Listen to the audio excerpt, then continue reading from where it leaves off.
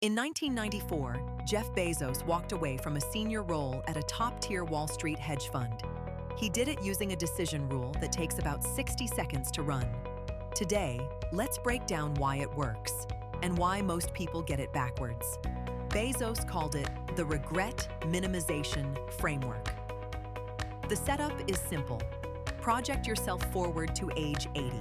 Look back at the decision in front of you. Then ask one question. Which choice will I regret more from that chair? Most people frame this as inspirational, follow your heart advice. It isn't. Read closely, and it's a cognitive trick. It's engineered to exploit a specific bias in how your brain weighs gains and losses. Here's the bias. Behavioral economists Daniel Kahneman and Amos Tversky documented that losses feel roughly twice as painful as equivalent gains feel good.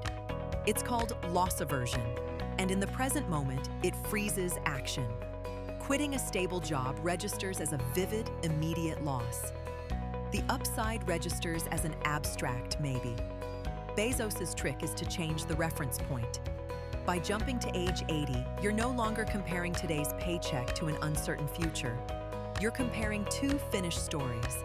And from that chair, the loss you fear most isn't the salary you walked away from.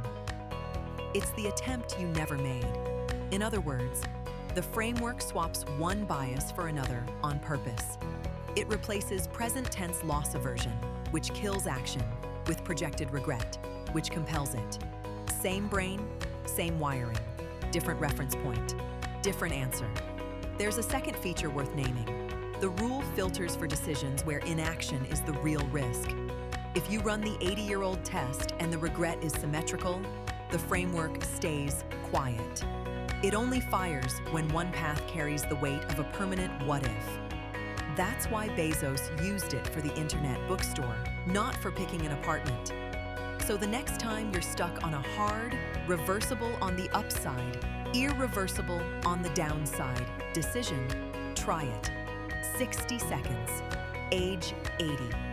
Which version of the story can you live with? That's the playbook. If you want more breakdowns of how operators actually decide, subscribe and stick around. Next case study drops in 48 hours.